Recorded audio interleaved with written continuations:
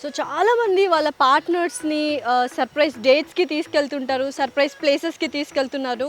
కానీ ఇంత surprise place అని ఇంత స్పెషల్ డేట్ ఏదైనా ఉంటుందా?